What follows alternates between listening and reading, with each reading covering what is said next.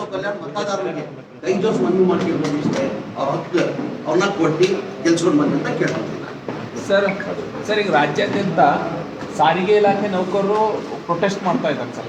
BJP ನಾಯಕರು ಏನು ಹೇಳ್ತಾರೆ ಅಂದರೆ ಇವ್ರ ಹಿಂದೆ ಬೇರೆ ಕೈವಾಡ ಇದೆ, ಕೋಡಿಹಳ್ಳಿ ಚಂದ್ರಶೇಖರ್ ಹಿಂದೆ ಬೇರೆಯವರಿದ್ದಾರೆ, ಎಲ್ಲೋ ಒಂದು ಕಡೆ ಕಾಂಗ್ರೆಸ್ಗೆ ಟಾರ್ಗೆಟ್ ಮಾಡ್ಕೊಂಡು ಹೇಳ್ತಾ ಇದ್ದಾರೆ ಸರ್. ಬಿಜೆಪಿಯವರು ಯಾವ ಪ್ರೊಟೆಸ್ಟ್ ಮಾಡಿದ್ರು ಯಾವುದು ಲೆಕ್ಕಕ್ಕೆ ಇಟ್ಟಿಲ್ಲ. ಈಗ ನೋಡಿದ್ರೆ ನೀವು ನಮ್ಮ ರೈತರು 2.5 ತಿಂಗಳಿಂದ 200 ಜನ ಮೇಲೆ ಸಿಕ್ಕಿದ್ದಾರೆ. ಲೆಕ್ಕಕ್ಕೆ ಇಟ್ಟವ್ರ ಅವ್ರು ಯಾರನ್ನ ಪ್ರೊಟೆಸ್ಟ್ ಮಾಡಲಿ ಏನಾರ ಮಾಡಲಿ ಅವ್ರು ಮಾಡೋದು ಕೆಲಸ ಮಾಡೋದು ಅವ್ರು ಬರೋದು ದುಡ್ಡು ಹೊಡಿಯಾಗಿದ್ದಾರೆ ಅವ್ರು ಅಷ್ಟೇ. ಯಾರು ಸಮಸ್ಯೆ ಬಗೆಹರಿಸೋಕ್ಕೆ ಯಾವ್ದು ಬಿಜೆಪಿ ಸರ್ಕಾರ ಇಲ್ಲ.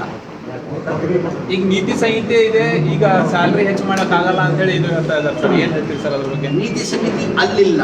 ನೀತಿ ಸಮಿತಿ ಇನ್ನೊಂದು ಇಲ್ಲಿ ಬಸವ ಕಲ್ಯಾಣ ಮಸ್ಕಿ ಬೆಳಗಾಮಲ್ಲಿ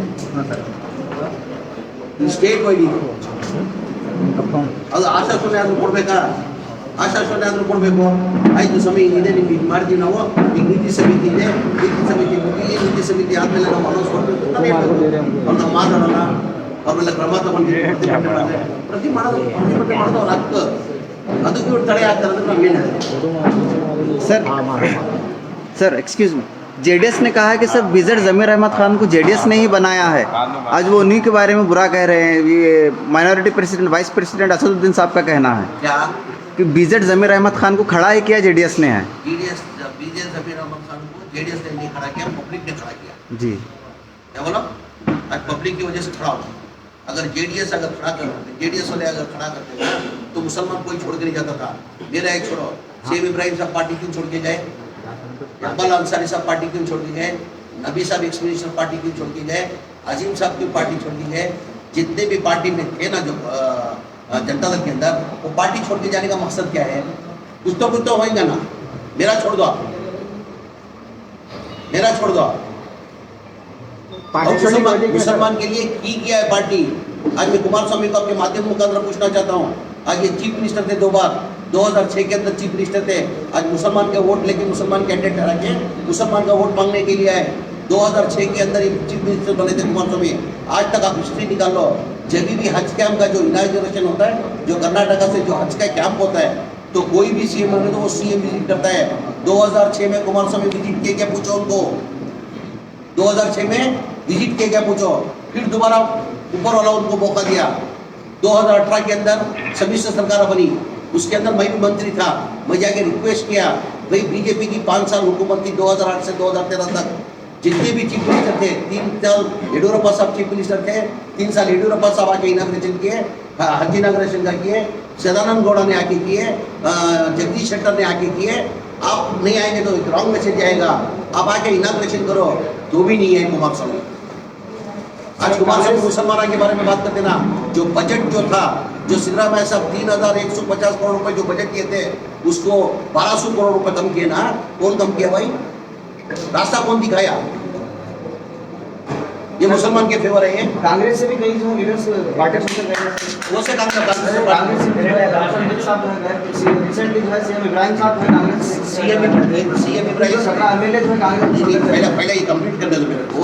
ये कुमार स्वामी से प्रश्न करो, कुमार स्वामी ಕೇಳಿ ನೀವು ಮಾಧ್ಯಮ ಸ್ನೇಹಿತರು, ಇದು ನಮ್ಮ ಹಜ್ ಇನಾಗ್ರೇಷನ್ ಅಂತ ಆಗ್ತದೆ ಗುರುಗಳೇ. ಹಜ್ ಇನಾಗ್ರೇಷನ್ ಪ್ರತಿ ವರ್ಷ ಆಗ್ತದೆ 23 ವರ್ಷದಿಂದ. ಯಾರ ಮುಖ್ಯಮಂತ್ರಿ ಇರಲಿ, ಎಷ್ಟನ ಕೆಲಸದ ಒತ್ತಡ ಇರಲಿ, ಅವ್ರು ಬಂದು ಹಜ್ ಇನಾಗ್ರೇಷನ್ ಮಾಡೋಗ್ತಾರೆ.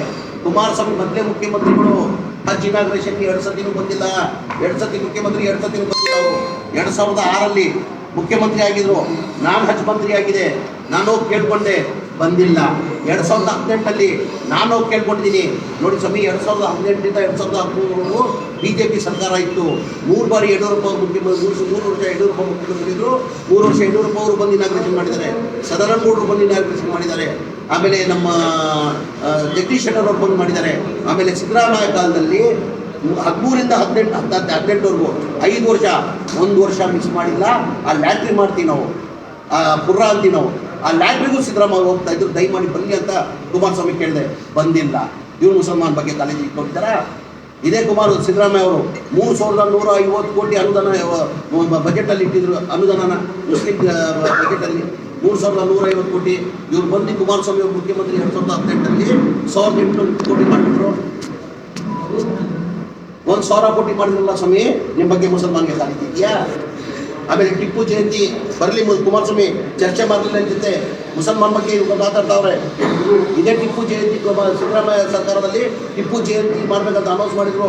ಇದೇ ಕುಮಾರಸ್ವಾಮಿ ಮುಖ್ಯಮಂತ್ರಿ ಇರುವಾಗ ಟಿಪ್ಪು ಜಯಂತಿ ಬ್ಯಾಂಕ್ವೆಟ್ ಹಾಲಲ್ಲಿ ಮಾಡಬಾರ್ದು, ರವೀಂದ್ರ ಕಲಾಕ್ಷೇತ್ರದಲ್ಲಿ ಮಾಡ್ಬೇಕಂತ ನನಗೆ ಹೇಳಿದ್ದಾರೆ. ನಾನು ಒಪ್ಪಲಿಲ್ಲ. ಅದು ಇಲ್ಲ, ಅದು ನಮ್ಮ ಕಾಂಗ್ರೆಸ್ ಕಾರ್ಯಕ್ರಮ. ಅದು ಕಾಂಗ್ರೆಸ್ ಸರ್ಕಾರದಿಂದ ಸಿದ್ದರಾಮಯ್ಯ ಮಾಡ್ಕೊಂಡು ಬರ್ತಾ ಇದ್ರು, ಆವತ್ತಿಂದ ಮಾಡ್ಕೊಂಡು ಬರ್ತಾ ಇದ್ರು. ನಾನು ಅಲ್ಲೇ ಮಾಡೋದು. ನೀವು ಬಂದ್ರೆ ಒಂದು ಬಿಟ್ಟರೆ ಒಂದಂತ ಕುಮಾರಸ್ವಾಮಿ ಅವ್ರು ಬಂದಿಲ್ಲ.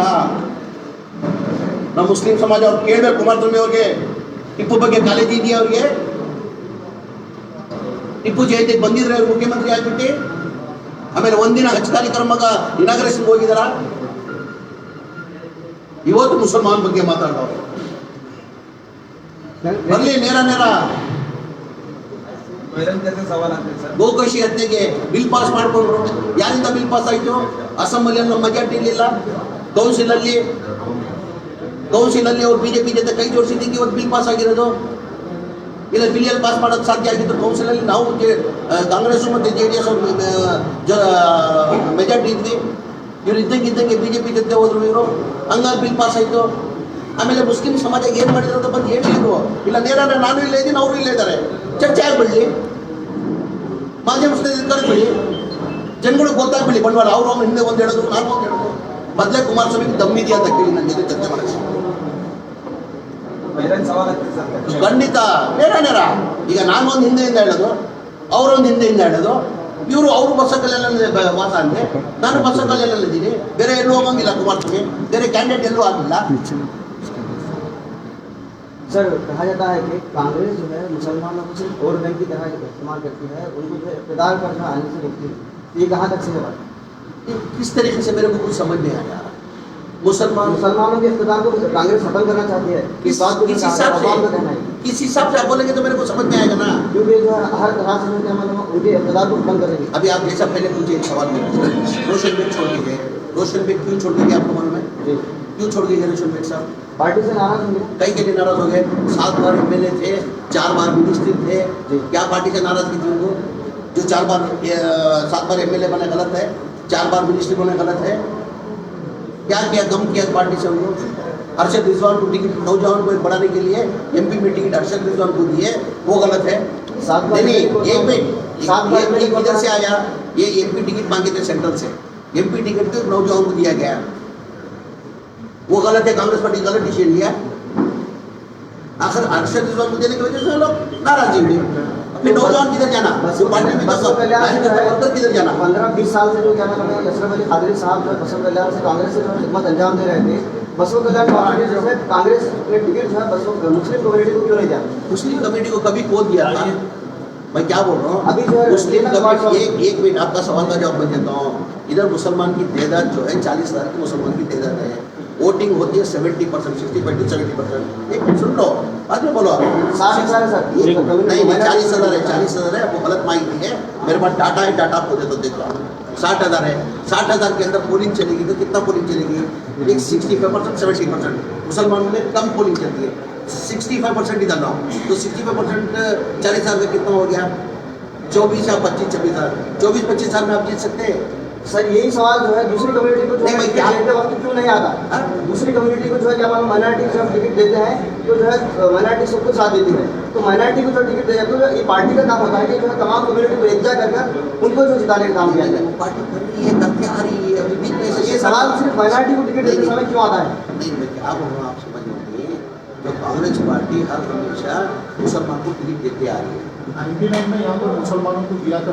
इधर बसों कल्याण में बसों कल्याण में दिया था कांग्रेस से. हाँ, 90 इसमें हम लोग 3,000 के अंदर वोटिंग हुई है. हाँ, 3,000 देखो, मैं था टिकट दिया था बोलते मुसलमान को टिकट देके 4,000 लिया. जब फॉर्म अलग थी सर, हाँ, जब फॉर्म और क्या पूछो जल्दी आप. सर 30 मार्च को आपने पब्लिक मीटिंग में एड्रेस किया था कि कुमारस्वामी ने 10 करोड़ रुपए लेकर बीजेपी से गठबंधन किया और अशरफ अली साहब को टिकट दिया है. तब आपने एक वर्ड यूज़ किया था काला कुमारस्वामी. तो JDS आपको रेसिस्ट कह रही है, आप कह रहे हैं कि रंग के भेदभाव कर रहे हैं आप. मेरे घर के अंदर प्रोटेस्ट भी, घर के सामने प्रोटेस्ट भी किया गया है जी। कल जाके कमिश्नर से कंप्लेंट भी किया है। भाई गोरे को काला बोला क्या? काला को काला बोला? बट ये रेसिस्ट कमेंट हुआ ना सर। तो काला बोलता तो चलो भाई जमीर भी की गलती है करके वो है ही काला, तो काले को काला नहीं बोलो तो गोरा बोलो। अगर वो गोरा जैसे रहता ना तो जमीर भी गलत करके कंप्लेंट देना था। ಮನೆ ಮುಂದೆ ಪ್ರೊಟೆಸ್ಟ್ ಮಾಡಿದ್ದಾರೆ, ಕಂಪ್ಲೇಂಟು ಕೊಟ್ಟಿದ್ದಾರೆ. ಇಲ್ಲಿ ಕುಮಾರಸ್ವಾಮಿ ಏನಾರ ಬೆಳ್ಳಿಗೆ ಇಟ್ಬಿಟ್ಟು ನಾನು ಕರ್ರಿಗಿದ್ದಾರೆ ಅಂತ ಹೇಳ್ಬಿಟ್ರೆ ತಪ್ಪಂತು. ಅವ್ರು ಇರೋದೇ ಕರ್ರಿಗೆ. बट सर काले को काला कहने से उसका फीलिंग हट होता है ना, तो इसलिए रेसिस्ट कहा जा रहा है आपको जेडीएस की तरफ से. अभी मेरे को कुल्ला बोलते हैं तो मेरे कैसा फीलिंग होगा? ऊपर वाला बनाया मेरे कुल्ला, मेरा हाइट का ऊपर वाला बनाया, मैं थोड़ी बनाया. ऊपर वाला उसको बनाया, काला कमेंट बनाया, काला आया. तो आप कह रहे हैं कि सर आपने सही कहा है. 100% गोरे को अगर काला बोलता तो गलत था.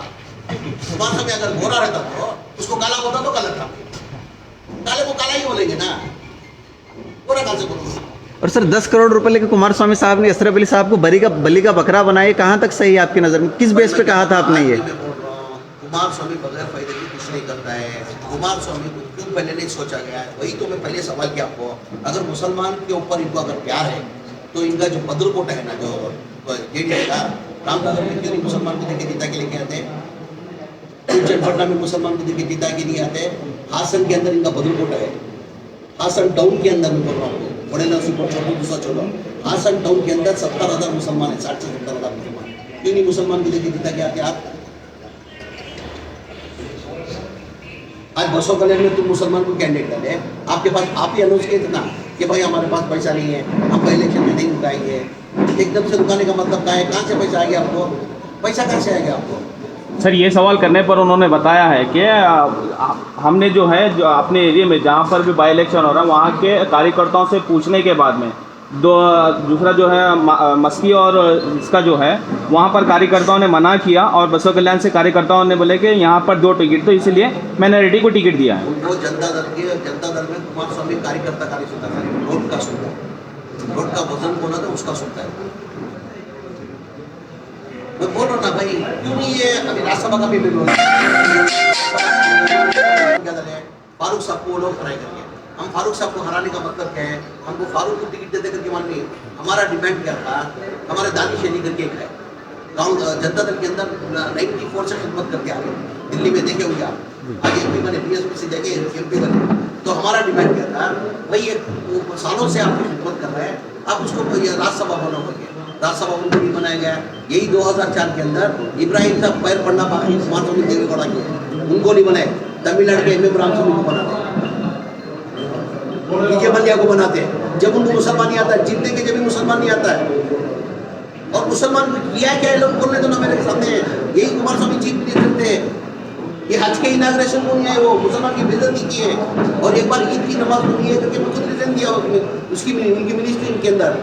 मिनिस्ट्री से लात मारा भी कौम की बेइज्जती किया करके जमीन अहमद खान को है. खाली ईद की नमाज को कॉन्फर्मेशन करके घर पे बैठ के नहीं है करके मैं राजीनामे की दिया, मैं रिजाइन दिया, मैं पावर का बुका नहीं हूँ मैं. और बजट में 3,150 करोड़ का जो बजट था ना उसको सीधा 1,800 करोड़ बजट कर दिए. मैं इधर बैठ के कुछ बोलता हूँ, वो किधर बैठ के बोलता है. बसों कल्याण में मेरे पूरा अगर वो बैठता है तो कुछ लोग काले से मैं रेडी. कांग्रेस पार्टी इस बार काटने के लिए आ रही है, टिकट दिया है. मुसलमान कांग्रेस पार्टी जो है मुस्लिम के वोट काटने के लिए आ रही है. काटने के लिए आगे किसका फायदा कर रही है? बीजेपी का फायदा करेगी. बीजेपी का क्यों करेगी कांग्रेस? जब से ये आज़ादी है, जब से फाइट किसकी चल रही है? सिंपल आपको मैं पूछना चाहता हूँ.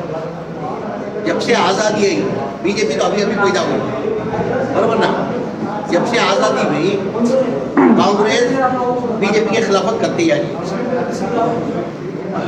कोई भी आप देखो लोकल में भी कोई भी इसके अंदर कभी अलायंस हुआ है क्या? देखो ये सब एक अफवाह है. आज़ादी के बाद से अब तक वो कांग्रेस के इंतजार करती लगभग 60 साल से, लेकिन बीजेपी का जो मुहिम है कांग्रेस को भारत में, तो आपको क्या लगता है कि कांग्रेस को भारत होगा? आने वाले दिनों में देखते हो कि क्या हो गया. 2014 के अंदर एक हिंदुस्तान की अवाम एक नरेंद्र मोदी के ऊपर विश्वास रखी थी। क्या विश्वास रखी थी? भाई ये गरीबी से है, ये गरीबी के बारे में जानते हैं, ये रेलवे स्टेशन में चाय बेचने वाले हैं। अगर ये देश के प्रधानमंत्री होंगे तो गरीब की भलाई होगी। और हर भाषण में बोलते थे भाई देश का अच्छा होएगा, अच्छे दिन आएंगे, तो आवाम ने उनका भरोसा कर दिया। आप देखे होंगे 15 लाख डाले, 2 लाख सालाना, 2 करोड़ आदमी को मैं यूथ को जॉब देता हूँ के जॉब दिया गया है। यानी आज एक्सपोज हो रहा है। आज डीजल का रेट ले लो, आज डीजल का रेट क्या है? आज 100 रुपये डीजल है, 90 रुपये पेट्रोल है। पहले बैरल का रेट डॉलर्स के अंदर $40 था, $40 था। आज की जब था $120 था, जब यूपीए गवर्नमेंट थी $120 था। आज $40 है। $40 में कितने में देना चाहिए डीजल? हमारे को 35 रुपये में देना चाहिए डीजल। आज आवाम को, देश के आवाम को मालूम हुआ कि बीजेपी क्या है।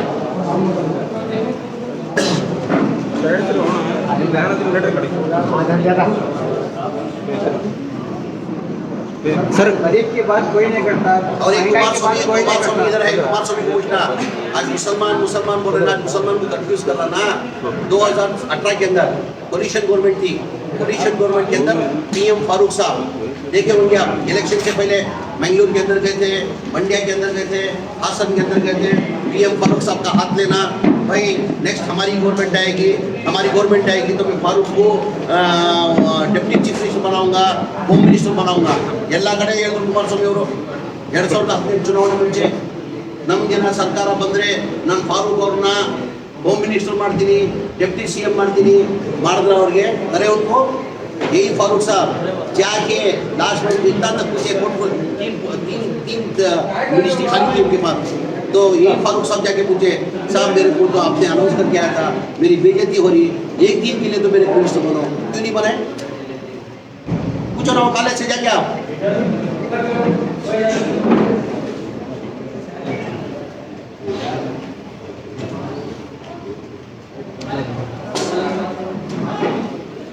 समाज गरीबी की, महंगाई की कोई बात नहीं करता, ऐसी बात करते हैं जात पात की बात करता है। ऐसे क्या वजह है? क्या आगे चल के सिर्फ जात पात के ऊपर पॉलिटिक्स होगी? भाई ये जात पात आने वाले बीजेपी जनता दल से आते लोग हैं। कांग्रेस कभी जात पात नहीं की, हर कौम के हर समाज को साथ में लेके गई। हर कौम के हर समाज का अभी से नहीं है, जब से आज़ादी जब से देखो कांग्रेस हुकूमत के अंदर कभी जात पात नहीं की। कोई अलग कौम को अलग तरीके से नहीं देखी, हर कौम को उस कांग्रेस साथ में लेके गई। सर कल असदुद्दीन अवैसी ने पब्लिक मीटिंग में एड्रेस करते हुए कहा कि कांग्रेस में 2 ग्रुप बन चुके हैं, एक डीके शिव कुमार का और एक सिद्धरामैया साहब का। ये धीरे धीरे आपस में लड़ जाएंगे और कर्नाटक से कांग्रेस खत्म हो जाएगी, उनका कहना है। उनका गलत सोच है वो। 2023 के अंदर दोबारा कांग्रेस की हुकूमत आने से कोई भी महिला रोक नहीं सकता, सिद्धरामैया को मुख्यमंत्री बनने से कोई रोक सकता है। बसवा कल्याण में एमआईएम अपना फर्स्ट कैंडिडेट खड़ा कर रही है सर इस बार। अभी मालूम पड़ेगा ना, रिजल्ट आएगा ना। मैं बोल रहा हूँ ना, पहले उनको कंटेंट लेने बोलो उनका, उसके घर के अंदर 7 से 8वां सीट कभी डाले नहीं हो। क्यों भाई? आंध्रा का बॉर्डर है, पड़ोसी है, पड़ोसी में 1 सीट डाले आप। अब बिहार में जाके कैंडिडेट कर रहे हैं, वेस्ट बंगाल में कैंडिडेट कर रहे हैं, कर्नाटक में कैंडिडेट कर रहे हैं। पहले घर में 8वां कैंडिडेट डालो आप, पहले 8वां कैंडिडेट करना तुम्हारे घर में डालो, तेलंगाना के अंदर 8वां कैंडिडेट डालो, बाद में बात करो आप। Thank you.